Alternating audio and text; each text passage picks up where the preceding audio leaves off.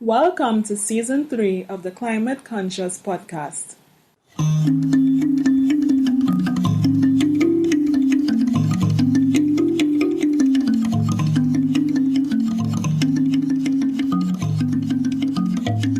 I'm your host, Deval Bazi, bringing awareness to climate change and sustainable development from a Caribbean perspective. Connecting you to sustainability solutions as we move from awareness to action. Hi, Deval. Thank you for hosting us today. So I am Kellyanne Richard Sinclair. I am a 15-year professional in the energy sector. I started off in sciences, so I actually did my degree in chemistry and did my master's in project management and eventually MBA in sustainable energy management, where I would have met Alden. And since then, we've been collaborating on lots of stuff. We're mutually passionate about the climate, the environment. I'm Alden Jasper. So my background is resource management. And then I proceeded to the UK where I did my master's in climate change and risk management. During my thesis, I looked at climate change perceptions in small island developing states, particularly in Trinidad and Tobago. And I found that there was something missing. That is, how do we speak to policymakers in a language that they understood? Hence the reason I went on to do my MBA in sustainable energy management, because I understood that policymakers and business people speak the language of finance. From a pure science perspective, you don't always are able to convey an environmental issue without saying what are the economic costs, the social and political cost. And I think this was important for me to bridge that gap.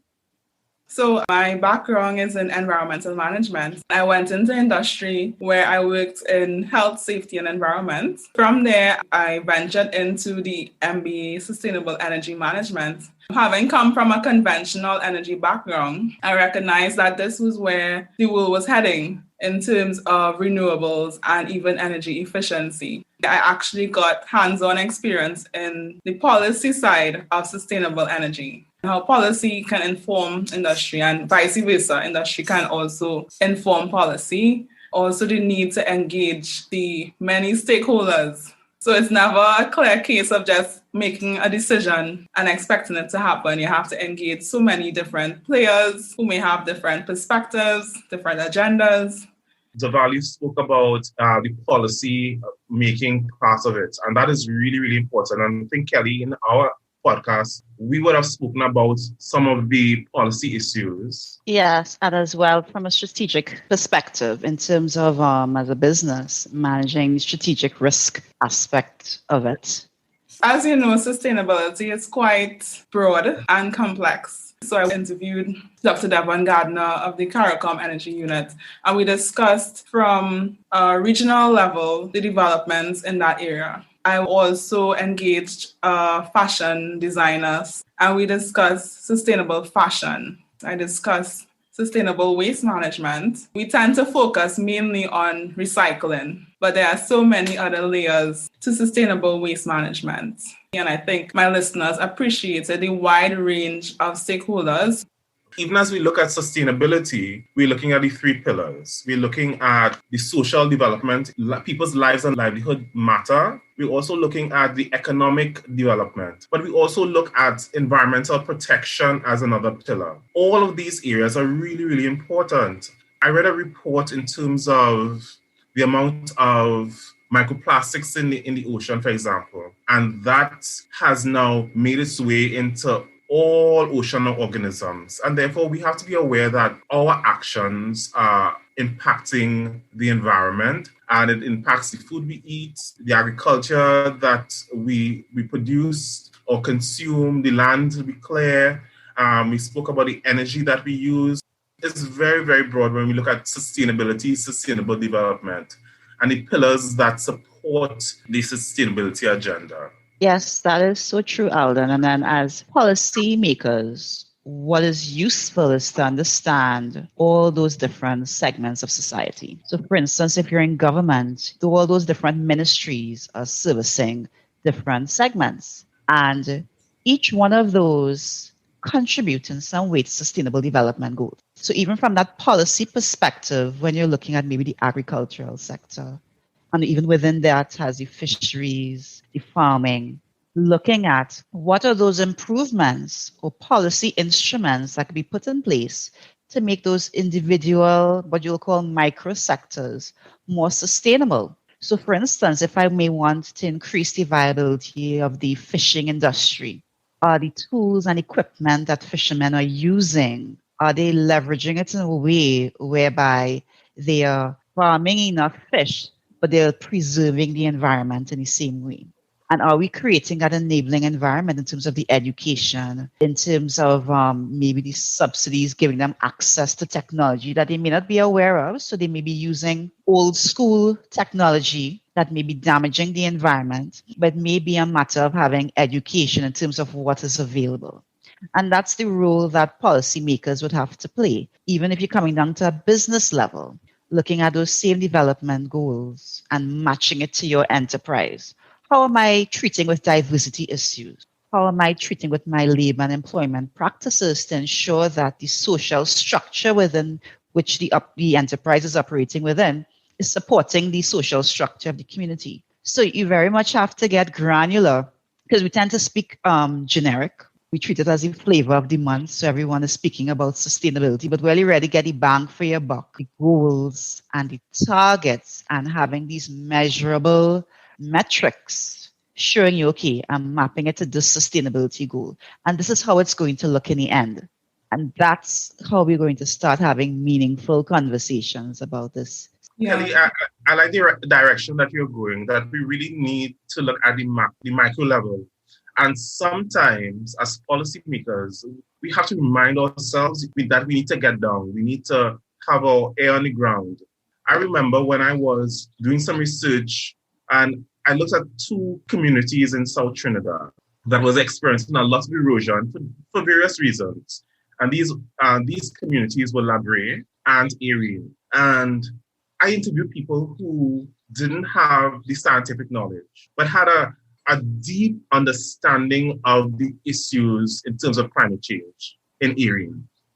I spoke to fishermen and they would tell you stories in terms of how the wind would change and how they would be able to assess the change in the wind and how the issues had a nexus with their catch and all the other sustainability issues that were coming forward. It was for me a masterclass just listening to talk to these people. And it's the same thing in Labre where they saw a lot of erosion. I remember one man telling me that it was very heartbreaking for him to go to the beach to take his child because the beach had eroded. It wasn't the same as when he was young. And for him, going back to the beach was difficult. He couldn't cope well with seeing the present state of the beach. Because when you think about places, landscape, they also contain person's memory. If you remember when you were small, the first time you went to the beach, probably how you interacted with your brothers, your friends, your grandparents at the beach, and not having the opportunity to translate that into a new memory for your child, it can be very painful. And these persons are suffering a lot of loss. And when I did further research, I found that this loss was so severe that it was very similar. And this is probably very dramatic. When I found it, that their sense of loss was very similar to what persons who experienced 9/11 in the US was experiencing. It was that hurtful. And of course, persons now have different coping mechanisms to deal with that sort of loss. They pull away. Some of them had to move because, of course, of the erosion. And then even their sense of place is skewed because all their lives they've grown in a community. They know their neighbors, they know their friends, they grow up. The place has meaning to them. And then to be asked to move to another location because of the erosion that is taking place in their community. And then instead of them having a big yard with fruit trees, they're now placed in an apartment building. Something that they're not accustomed to. Right. And this has psychological effects on people. So I think as I said, we have to really get down into the granular level, looking to speak to people to find out if the policy implementations that we are trying to achieve are actually successful, and that we are speaking to the persons who are most affected by the issue, such as climate change.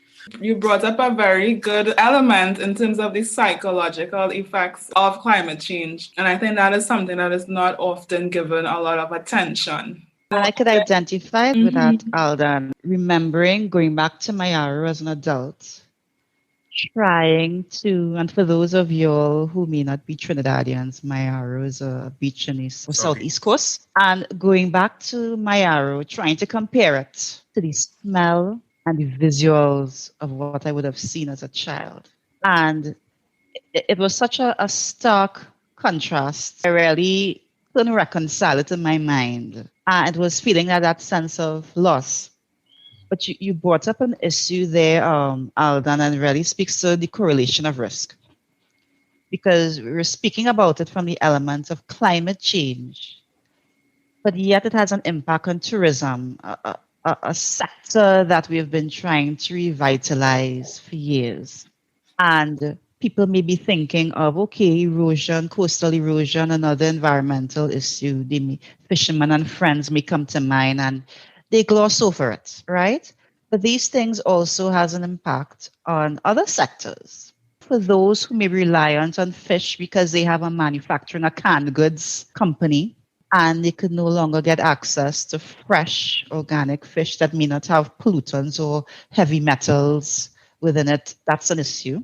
For those of us who wants to develop a vibrant ecotourism, have to now mourn our mangrove. We now have to mourn our beaches, right? And that's the importance of policy makers really looking at it from a 360-degree view.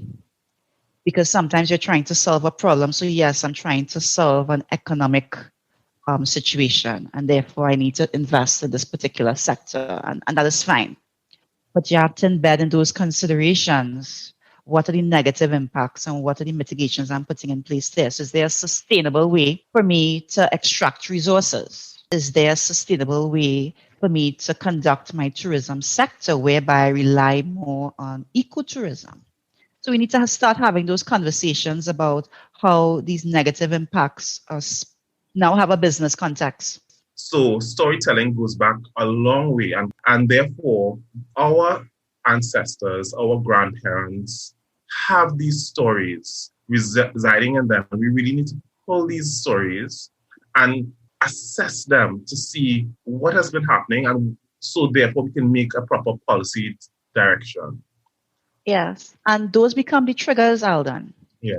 And it's no difference what you would call business scanning, right? Because you need to have conversations with your stakeholders. And those community players, they are your key observers. They're the ones, the fishermen could tell you about sea level rise, right? Because that's their playing field. They could explain to you from what they're seeing from a visual perspective. And they're giving you information or giving you a tool, if you will, to now go forward and delve further and to expand the story. And oftentimes, because we may have a mindset that, listen, these people not all that scientific, right? We may have these background conversations that, listen, I need to go to a scientist, so I need to go to a consultant. But there's free information available from those who are close to the source. And it's very important that as players within the sustainability space, that we do not negate the contribution. And that's why they're called stakeholders, Kelly, because they have a stake in the issue, the sustainability issue that we are trying to solve. They have a stake in it, so therefore they pay attention, they record things, probably mentally, what is happening in the environment, so that they can make the best decision. And therefore it is important as policymakers to tap into that information, that knowledge bank, in order to make decisions when it comes to sustainability issues. How come those who have the most to lose are always the last to be consulted. That's a very good question, because Yeah. most times, from my understanding, it appears as if we engage because we have a lot of public engagement Consultations, yes. consultations, but it's almost seen as a tick in the box, Yes. or we feel that these persons who are coming to these consultations are too vociferous. They're making too much noise. They don't really understand the real issue. They have their own agendas. But I think as policymakers, we have to peel back the layers of these issues because, of course, it's just not one issue that is affecting a stakeholder. So a stakeholder might be impacted by reduced catch as a fisherman. But there are other issues in terms of water and access to roads and resources and funding and so many issues. So when a stakeholder gets into a room, they really pour their heart out. They want to talk about everything at the same time. So us as policymakers, if we want to call ourselves that, is to really peel back the layers, almost like an onion, to really understand what is going on in the environment and don't disregard what people are saying, how they're feeling, because I think how they're feeling and is very, very valid. Definitely. It's also important to really highlight the issue of stakeholders as opposed to shareholders. Because if we come back to industry and the economic aspect, before the main focus would have been to generate dividends. But now we're seeing more and more companies are acknowledging their responsibility. And I think that will it will elevate the conversation around CSR. Because generally, CSR can be a bit cosmetic without really drilling down as we're talking about getting granular. And we need to get those players at the table influencing and informing policy decisions. You see, Right, but for that to happen, it has to be a cultural change, right? Because corporate social responsibility is really treated as an add-on. Yes. So there's my business, it's how I produce my profits, and this may be my value chain. But what I do recreationally as an add-on, I call that corporate social responsibility. And the world has moved, right? So the culture is different, right? You would have heard customers king, and you're seeing now customers becoming king, even in the industrial sectors. Because typically in a commodity-based system where you're exporting, you're extracting your resources and exporting, you are very far removed from the end user because of the transition processes that needs to take place. So if you're extracting oil, it could go into different mediums, it has to be converted into plastics, different processes before it gets to the end user. And therefore that business is far removed. And what we're seeing is that that customer is becoming closer and closer to the business's door, demanding that they operate their operations sustainably. And that's the switch, the flip that we're seeing globally, that we now have to come to grips with here, especially in emerging territories, that the responsibility is great and you're no longer talking about corporate social responsibility, you're now talking about business strategy, because sustainability is now part of your strategy. So the conversation has changed. It's just that we need to realize that, listen, you're no longer the person gossiping in the corner. The main conversation is happening right here. We're definitely seeing that transition, and maybe it might take a while to catch on locally, but from global developments, you're seeing that sustainability is moving from, as you said, Kellyanne, being an add-on, a nice to have, moving from that stay in business to becoming part of your business strategy. When we talk about business risk, in addition to the environmental impacts, you're also seeing the rise of the conscious consumer. That's correct. They're holding companies accountable for their impacts. And they're suing them. So you would see cases in Australia, some in the UK where they're actually, and even in America, where they were actually suing oil and gas companies. Right? And that's not something you'd have seen before. We have also seen where CSR has become closely aligned to just handouts. And that's a bad culture that has crept in recent times, where it's just handouts, and we think, okay, as a company, we'll just do some handouts to people in the community. We will market it, we'll put it on our Facebook page, we'll put it on our website, and think that that is sufficient. In order for us to become more sustainable, we need to first understand what the real issues are, but really, really engage these stakeholders in real ways to have generational wealth, Yes. leave a legacy for a nation and for our countries, for regions. We have to look at that. We have to look at the sustainability agenda in that perspective.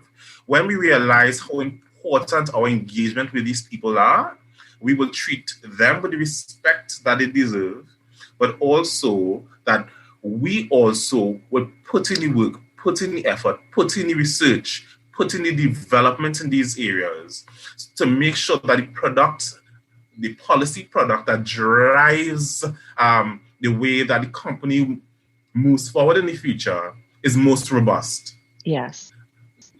Recently, I posted a poll on LinkedIn. I asked persons what they thought was having the greatest influence on the sustainability transition. And the options were government policy, business interests, or civil society lobby, consumers. And most people said government policy. And honestly, I was a bit surprised by that. Definitely it's a combination, but from what I'm seeing right now, I think that business interest is the main driver of the shift. Take, for example, if we look at the energy majors, they have announced very grand ambitions to become net zero. Yes, that is influenced by global policy with the Paris Agreement. But if we bring it back to our local context, those changes that we would see with those multinationals locally is really being driven by their strategic business interests, as opposed to local policies or even legislation. I think it depends on where you sit. So if you're a person who may be only consuming local news, for that person, it may be government policy because you'll be seeing the announcements. You'll be seeing the investments for the solar plants. So for them, from where they sit, they will say, okay, it's government policy, right? For someone who's doing a global scan in terms of looking at what are the emerging threats and what is changing from a regulatory perspective, you may say that Paris Agreement back in 2015 would have been the game changer that has been influencing governments to now set policy to meet those targets, right? And then for that person who's looking for investments and finances and maybe purchasing from these multinationals, you may say, okay, they're shareholders, because that's what we're seeing right now. Shareholders are telling businesses, listen, you need to change direction. So I think depending on your mindset, depending on your background, you're going to see a different aspect of the picture, but they all are drivers. Yeah. And notwithstanding what the drivers are, and it's not just one driver, it's several drivers that we have to consider. What we want to get to is looking at the sustainability of society, economy, and the environment. And when we look at climate change and the sustainable energy transition that we're talking about, we have to consider that this issue is a transboundary, transnational, intergenerational issue that we really need to arrest. We discussed policy making and we discussed, business strategy. And we also touched on stakeholders. And I felt that, as we mentioned before, those who stand to be the most impacted tend to be the least to be consulted.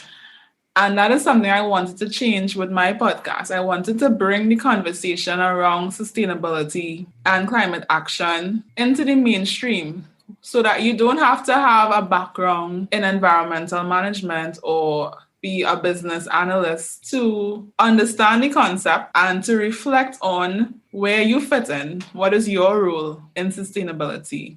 I felt that we were having a lot of the conversations at the high level. We need the fishermen, the farmers, the person involved in tourism, the taxi driver. We need everybody to be thinking about sustainability and their role in it because we each have a role to play. I think it's important that we have consultation, yes, but greater engagement, awareness that would lead to action. Because it's nice to sit and discuss, but then where do we go from here? So that's my question to you, Alden and Kellyanne. Where do we go from here? I think we need to each take responsibility. So I think you having your podcast, we being the hosts of Climate Chats, it's a signal of more involvement to spread the story about what is required.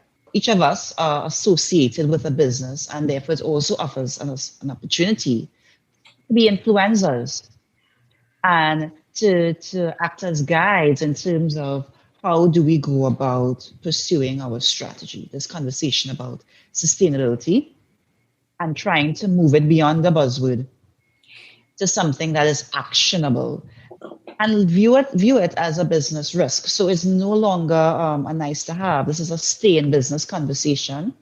This is a health conversation. We all would want to have long, healthy lives, be able to see our grandchildren. So there are those considerations as well. And then the mental health issue of what happens. So when you're encroaching on forest territory and you're opening the doorway for pandemics because you're encroaching on wildlife, their areas of living. And I know we didn't touch much on biodiversity, but that is also an issue that has significant health ramifications.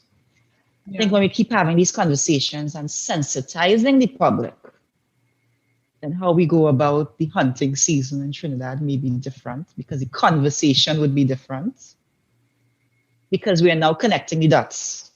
Yes. And oftentimes we are operating in silos which don't afford us the opportunity to connect the dots, but it's integrated.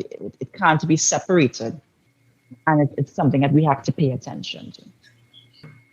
I think it's important to continue the conversation and not only continue the conversation, but never underestimate our power. I think we all have power that resides in us, and we have a sphere of influence.